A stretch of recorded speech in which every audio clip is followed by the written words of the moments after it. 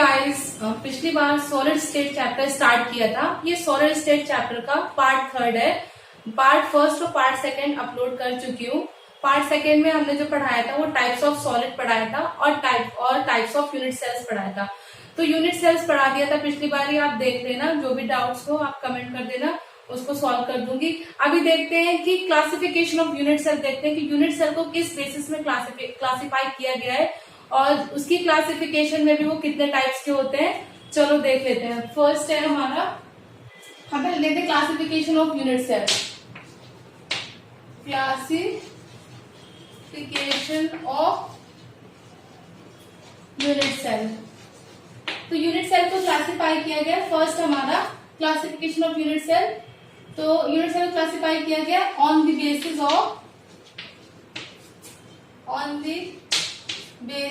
Of position या location, on the basis of position या location of lattice points, on the basis and position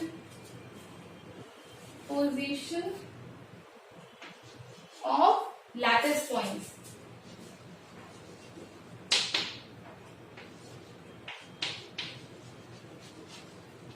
ये types के होते हैं। ये हमारा फर्स्ट होता है प्रिमिटिव यूनिट सेल। ये है हमारा प्रिमिटिव यूनिट सेल। और सेकेंड होता है हमारा non primitive unit cell. Non primitive unit cell, non primitive unit cell. Primitive unit cell में क्या होता है? प्रिमिटिव यूनिट सेल में हमारे जो एटम्स प्रेजेंट होते हैं वो हमारे कहाँ प्रेजेंट होते हैं? कॉर्नर्स में प्रेजेंट होते हैं। Atoms present at the corners only. Atoms कहाँ प्रेजेंट होंगे? सिर्फ कॉर्नर्स पे प्रेजेंट होते हैं इसमें एटम्स। इसका एग्जाम्पल होता है हमारा simple cubic structure. Simple cubic structure में एटम्स कहाँ पे प्रेजेंट होते हैं? सिर्फ कॉर्नर्स में प्रेजेंट होते हैं। देखो यहाँ पे कहा सिर्फ हमारे एटम्स कहाँ प्रेजेंट होंगे? कॉर्नर्स। जो कॉर्नर प्रेजेंट होंगे वही एटम्स हमारे क्या होंगे? ऐड होंगे। नॉन प्रिमिटिव यूनिट सेल्स हमारी कितनी तरह की होती है? नॉन प्रिमिटिव यूनिट सेल्स हमारी 4 तरीके की होती है। पहले नॉन प्रिमिटिव की डेफिनेशन देख लो। नॉन प्रिमिटिव की क्या डेफिनेशन होती है? इसमें एटम्स कहाँ पे प्रेजेंट होते हैं? नॉन प्रिमिटिव यूनिट सेल में हमारे एटम्स कहाँ पे प्रेजेंट होते हैं? हमारे कॉर्नर्स में प्रेजेंट होते हैं और अदर देन कॉर्नर्स प्रेजेंट होते हैं। मतलब कॉर्नर में तो प्रेजेंट होंगे ही होंगे नॉन प्रिमिटिव में। कॉर्नर के अलावा क्यूबिक, बॉडी सेंटर क्यूबिक, इसमें एटम्स कहाँ पे प्रेजेंट होते हैं? इसमें एटम हमारे प्रेजेंट होते हैं कॉर्नर्स में। बोला था कि कॉर्नर में तो प्रेजेंट होगा ही होगा। प्लस कहाँ पे प्रेजेंट होगा? बॉडी के सेंटर में, बॉडी सेंटर। अभी देख लो, समझ में ना आया हो तो एक रूम कंसिडर कर लो या क्यूब कंसिडर कर लो। उसमें क्या होते हैं? 8 कॉर्नर्स होते हैं। जैसे ले लो 1 2 3 4 5 6 7 8, 8 कॉर्नर होते हैं। इस रूम में बीच में भी एक एटम प्रेजेंट होता है, वो हम कहते हैं बॉडी का सेंटर। ये हमारा बीसीसी हो गया। इसके बाद है हमारा एफसीसी। एफसीसी में कहाँ पे प्रेजेंट होता है? एफसीसी मतलब face centred cubic unit cell. इसमें भी हमारे एटम प्रेजेंट होते हैं कॉर्नर पे प्लस फेस में प्रेजेंट होंगे। फिर हमारा थर्ड है end centred unit cell.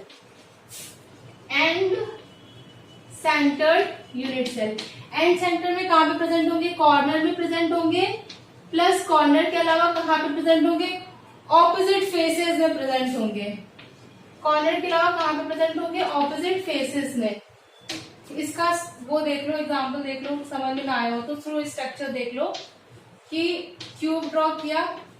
Corner में तो प्रेजेंट होंगे ही होंगे, वो 8 कॉर्नर वाले हम लेंगे। उसके अलावा ऑपोजिट फेसेस में, ऑपोजिट फेस क्या है? ये ऑपोजिट फेसेस है। एक ये हो गया, डिफरेंट है, मतलब नाम से पता नहीं चलता, इसलिए आपको ये थोड़ा याद रखना ये। और चौथा है हमारा एच सेंटर्ड यूनिट सेल। चौथा क्या है हमारा? H centred unit cell.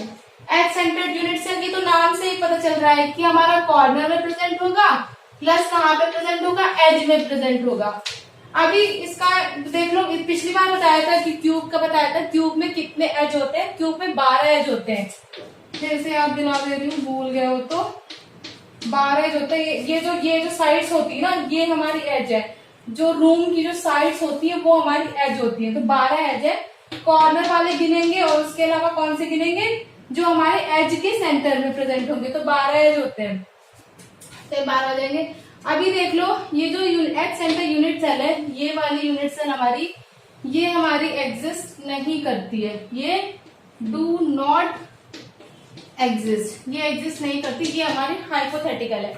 अभी इसके बाद इतना समझ में आ गया आपको। इसके बाद हम z की वैल्यू कैलकुलेट करेंगे इन्हीं सब में, बीसीसी एफसीसी में। z की वैल्यू का यूज हमारा जो आएगा वो न्यूमेरिकल्स में यूज आएगा। अभी z वाली वैल्यू अच्छे से समझ में आ जाएगी और a और r के रिलेशन समझ में आ जाएंगे, उसके कोऑर्डिनेशन नंबर समझ में आ जाएंगे, तो आपको न्यूमेरिकल्स में कोई दिक्कत नहीं होगी। सिंपल क्यूबिक यूनिट सेल में हम z की वैल्यू कैलकुलेट करेंगे, a और r के बीच में रिलेशन कैलकुलेट करेंगे और कोऑर्डिनेशन नंबर क्या होता है वो भी कैलकुलेट करेंगे। चलो देखते हैं simple cubic unit cell. First है हमारा simple cubic unit cell. Simple cubic unit cell में बताया था कि जो एटम्स होते हैं वो सिर्फ हमारे कॉर्नर्स में प्रेजेंट होते हैं। तो पहले इसका ये देख लो, एटम्स कहाँ, सिर्फ कॉर्नर्स में ही प्रेजेंट होते हैं, ये सिर्फ कॉर्नर्स में प्रेजेंट है।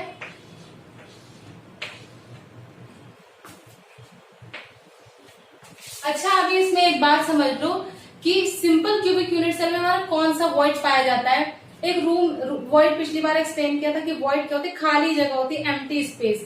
एम्प्टी स्पेस कैसे, एक रूम मान लो, रूम में कॉर्नर्स में चारों तरफ एटम्स प्रेजेंट होते हैं, या मान लो कि बॉल लगा दी, एक रूम है उसमें बॉल लगा दी, 1 2 सारे कॉर्नर्स में बॉल लगाने के बाद क्या बीच में थोड़ी स्पेस खाली रह जाएगी, वो हमारी क्या है, वॉइड है। तो इसमें हमारा कौन सा वॉइड प्रेजेंट होता है, इसमें हमारा क्यूबॉइडल वॉइड प्रेजेंट होता है। इसमें हमारा क्या, क्यूबॉइडल वॉइड प्रेजेंट होता है। अभी सिंपल क्यूबिक यूनिट सेल में कॉर्नर्स में होते हैं और इसमें क्यूबॉइडल वॉइड प्रेजेंट होता है।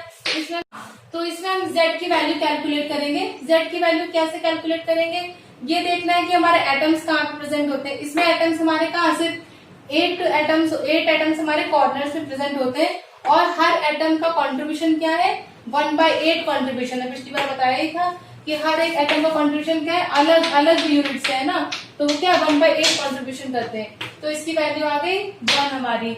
अभी ये हमने z की वैल्यू कैलकुलेट कर दी। a एंड r के बीच का रिलेशन, ये हमारा इंपॉर्टेंट है, a और r के बीच का रिलेशन। इसमें जो एटम्स हमारे प्रेजेंट है, इसमें का एटम दूर दूर देख रहे हैं, एक्चुअली में कैसे प्रेजेंट होते हैं, एक्चुअली में वो एक दूसरे को टच कर रहे होते हैं। टच कर रहे हैं तो ये हमारी क्या, ये हमारी r है, यहाँ पे इसकी जो रेडियस है, ये रेडियस r और इसकी रेडियस r, तो हमारी ये क्या हो गई, 2r हो गई। ये हमारी r है, ये हमारी r है, ये एक दूसरे को टच कर रही होती एक्चुअल स्ट्रक्चर में, सिंपल क्यूबिक स्ट्रक्चर में। ये हम इसकी एज लेंथ मान लेंगे, ये हमारी a है, तो इनके बीच का रिलेशन क्या हो गया, a is equals to 2r, इनके बीच का रिलेशन हो गया a is equals to 2r। अब इसके बाद देख लेंगे coordination number. Simple cubic structure में कोऑर्डिनेशन नंबर क्या होता है।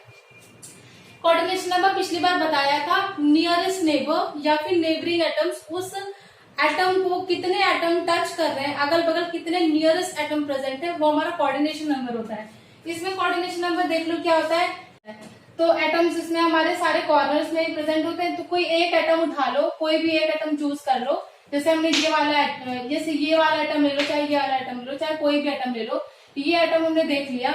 अभी ये वाला एटम हमारे कितने एटम्स को टच कर रहा है, एक तो ये इसको टच कर रहा है, बताइए एक्चुअल स्ट्रक्चर में क्या एक दूसरे को टच कर रहे होते हैं। ये सिंपल क्यूबिक में ये इसको टच कर रहा है, ये इसको भी टच कर रहा है, ये इसको भी टच कर रहा है। यहाँ पे कितने 3 एटम को टच कर रहा है। ये तो सिंपल ये तो एक ही क्यूब है ना इस यूनिट में, इसके अलावा भी तो एक ऊपर होगा, तो और को भी टच कर रहा होगा। इसके ऊपर क्या एक और एटम प्रेजेंट होगा, इसके ऊपर एक और एटम प्रेजेंट होगा और एक और प्रेजेंट होगा। वो वाले एक्सटेंडेड फॉर्म देखिए इसकी, तो एक और प्रेजेंट होगा।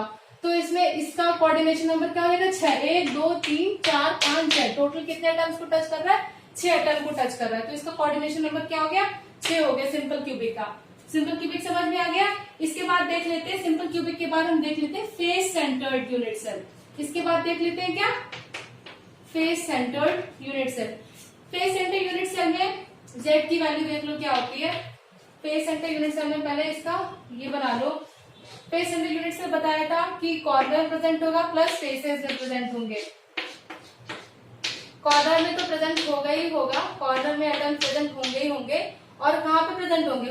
फेसेस में भी प्रेजेंट होंगे, फेसेस में भी प्रेजेंट होंगे। है इसके बाद देख लो इसका कॉन्ट्रीब्यूशन क्या है। तो इसमें कॉर्नर प्रेजेंट है, कॉर्नर में कितने 8 एटम प्रेजेंट है और हर एटम का कॉन्ट्रीब्यूशन क्या होता है? 1/8 कॉन्ट्रीब्यूशन होता है। अब इसके बाद फेस में प्रेजेंट है, फेस में कितने टोटल एटम्स प्रेजेंट है? हमारे 6 फेसेस होते हैं, तो हर फेज में एक एक प्रेजेंट होगा, तो हमारे 6 है और 6 एटम प्रेजेंट है और उसमें हर एटम का कंट्रीब्यूशन क्या होगा? एक फेस मान लो ये फेस है, ये फेस यहाँ भी कंट्रीब्यूट कर रहा है, यहाँ पे भी कंट्रीब्यूट कर रहा है, तो एक एटम का कंट्रीब्यूशन क्या हो गया? 1/2 हो गया। इसका कंट्रीब्यूशन क्या हो गया? 1/2 हो गया। इसे कैलकुलेट कर लो, इसकी वैल्यू क्या आ जाएगी? 4 आ जाएगी। इसमें जेड की वैल्यू क्या हो गई? 4 हो गई। जेड अभी ए एंड आर के बीच का रिलेशन निकालना है। ए और आर के बीच के रिलेशन में क्या है कि इसमें जो एक्चुअली जो एटम प्रेजेंट होते हैं वो किस फॉर्म में प्रेजेंट होते हैं? ऐसे प्रेजेंट होते हैं, वो एक दूसरे को टच नहीं कर रहे होते हैं। जैसे सिंपल क्यूबिक में हमारे क्या टच कर रहे होते हैं, इसमें टच नहीं करते। तो सिंपल क्यूबिक में हम ये जो आर के डिस्टेंस दिए 2r मान लेते हैं, इसमें इसे हम ये आर ये 2r नहीं मान सकते, यहाँ से कैलकुलेट नहीं करेंगे। a is equals to 2r यहाँ पे नहीं होता है। इसमें हम देख लेंगे ये यहाँ पे आता है, ये फेस डायगोनल की वैल्यू क्या होती है? √2a होती है। अभी इसमें रिलेशन क्या है? यहाँ पे देखिए 3 एटम ये है हमारे, ये एटम कैसे प्रेजेंट है? ऐसे ऐसे ऐसे प्रेजेंट है। तो ये R, ये R, ये R और ये R, तो ये क्या हो गया? तो √2a इज इक्वल टू किसके बराबर हो गया? 4r के बराबर हो गया। तो a और r के बीच में रिलेशन क्या हुआ? √2a is equal to 4r, इसके बीच में रिलेशन हो गया। अभी फेस सेंटर में कोऑर्डिनेशन नंबर क्या होता है? फेस सेंटर का कोऑर्डिनेशन नंबर देख लो। कोऑर्डिनेशन नंबर फेस सेंटर का, हमारे जो एटम है वो फेस में प्रेजेंट है, तो फेस में प्रेजेंट एटम कितने नियरेस्ट नेबर है, या इसमें नेबरिंग एटम कितने हैं? तो ये फेस का एक एटम ले लो, ये किसको टच कर रहा है? 1 2 3 ये 4, ये क्या इन चारों को टच कर रहा है, प्लस इस फेस में इसको भी टच कर रहा है, इसको भी टच कर रहा है, इसको भी टच कर रहा है। 4 4 8। अभी ये इसके नीचे है ना, इसके ऊपर भी तो 4 को टच कर रहा होगा, तो 1 2 3 4, 4 + 4 + 4, तो इसका कोऑर्डिनेशन नंबर कितना हो गया? फेस सेंटर क्यूबिक सेल में 4 + 4 + 4 इज इक्वल टू 12 हो गया इसका कोऑर्डिनेशन नंबर। ये समझ में आ गया होगा। इसके बाद देख लेते हैं, फेस सेंटर के बाद देखते हैं हमारा body centre unit cell. Face centre के बाद देखते हैं body centre unit cell. Body centre unit cell में बताया है कि कॉर्नर पे प्रेजेंट होते हैं, और कहाँ पे एटम प्रेजेंट होता है? हमारा बॉडी के सेंटर में प्रेजेंट होता है। थर्ड है हमारा बीसीसी। बीसीसी में जेड की वैल्यू देख लेते हैं। जेड की वैल्यू रेड करने के लिए ये देख लो, कॉर्नर सिंपल बना लो, इसका एक स्ट्रक्चर बना लो क्यूब। इसमें क्या कॉर्नर्स में तो प्रेजेंट हो गई, कॉर्नर्स में तो एटम प्रेजेंट होते ही होते हैं। कॉर्नर के अलावा क्या बॉडी के सेंटर में प्रेजेंट होगा, तो कॉर्नर में 8 एटम्स प्रेजेंट होते हैं, उनका कंट्रीब्यूशन क्या? एक एटम का कंट्रीब्यूशन क्या है? 1/8। 8 एटम का कंट्रीब्यूशन क्या है? 1/8 प्लस जो ये एटम है इसका कंट्रीब्यूशन, ये क्या बॉडी के सेंटर में ही प्रेजेंट है, तो इसका कंट्रीब्यूशन खुद में ही 1 हो गया, तो ये 1 हो गया। तो जेड की वैल्यू इसमें क्या आ गई? 2 आ गई जेड की वैल्यू। अभी ए एंड आर के बीच का रिलेशन देख लो, इसमें क्या होता है? इसमें ए और आर, ये क्या ये क्यूब के बीच, ये क्यूब लोगे, ये यहाँ से यहाँ ड्रॉ करो और ये ऐसे, तो ये ट्राइंगल टाइप का बन गया। ये क्या? ये ट्राइंगल। तो एज लेंथ तो पता है ये कितनी, ये ए होती है, ये क्या है? ये तो √2 है, ये क्या फेस डायगोनल, ये तो फेस डायगोनल हो गया। ये क्या बॉडी डायगोनल, बॉडी डायगोनल की वैल्यू होती है √3a। ये याद रखो तो अच्छा है, कैलकुलेट। ये फेस डायगोनल की वैल्यू होती है √2a, इसे याद कर लो, और बॉडी डायगोनल की वैल्यू होती है √3a। यहाँ पे लिख देती हूँ मैं, फेस डायगोनल की वैल्यू, फेस डायगोनल होता है हमारा √2a और बॉडी डायगोनल होता है, हाँ बॉडी डायगोनल हमारा √3a के बराबर होता है। अभी इसमें बॉडी डायगोनल में क्या होता है कि यहाँ पे जो एटम प्रेजेंट है ये इसकी क्या √3a वैल्यू है, एज लेंथ हमारी a है, ये क्या एज लेंथ क्या है हमारी a होती है, एज लेंथ हमारी a है। तो इसमें क्या 1 2 3 ये एक दूसरे को टच कर रहे होते, तो ये कैसे इसकी वैल्यू देखेंगे? ये टच कर रहे होते, ये क्या R आर आर और ये भी आर, तो ये क्या 4r के बराबर हो गया। तो √3a और 4r, इसके बीच के रिलेशन क्या हो गया, 4r is equals to √3a। इसका कोऑर्डिनेशन नंबर देख लो, कोऑर्डिनेशन नंबर क्या होता है, कोऑर्डिनेशन नंबर बीसीसी में ये क्या है, सेंटर में प्रेजेंट है, सेंटर में प्रेजेंट है तो क्या सारे कॉर्नर में जितने भी एटम है उन सबको टच कर रहा होगा। तो कॉर्नर में 8 एटम प्रेजेंट है, वो सबको ही टच कर रहा होगा, तो इसका कोऑर्डिनेशन नंबर क्या है, 8 है। आई होप आपको समझ में आया होगा जितना भी आज मैंने समझाया है। क्लासिफिकेशन ऑफ यूनिट सेल से स्टार्ट किया था, कितनी तरह की होती, प्रिमिटिव, नॉन प्रिमिटिव, और नॉन प्रिमिटिव में कितनी तरीके की होती है, 4 तरीके की होती है। एंड सेंटर्ड उसमें थोड़ा सा हटके है, क्योंकि एंड सेंटर्ड की जो डेफिनेशन है कॉर्नर प्रेजेंट है, प्लस कहाँ पे प्रेजेंट है, ऑपोजिट फेसेस में प्रेजेंट है। एज सेंटर हमारी एग्जिस्ट नहीं करती है, बट वो याद रखना आप, काम आएगी वो भी, क्योंकि एज का कॉन्सेप्ट लगा है उसमें। बाकी चाहते कि बीसीसी एफसीसी ये वैल्यू क्या है, ये तो याद कर लोगे आप, मतलब ये याद हो जाए, क्योंकि ये मतलब ये तो समझा ही दिया, समझ में आ गया, याद करने जैसा कुछ नहीं है। बट ये वैल्यू अपने आप यूज करोगे तो आपको याद हो जाएगी कि z की वैल्यू 2 होती है। ये रिलेशंस याद रखना, क्योंकि इन रिलेशंस का यूज होता है पैकिंग एफिशिएंसी में, यूज होता है, जो नेक्स्ट में बताऊंगी, और हमारा यूज होता है न्यूमेरिकल्स में यूज होता है। तो आई होप आपको पूरा लेक्चर समझ में आया होगा। Thank you so much.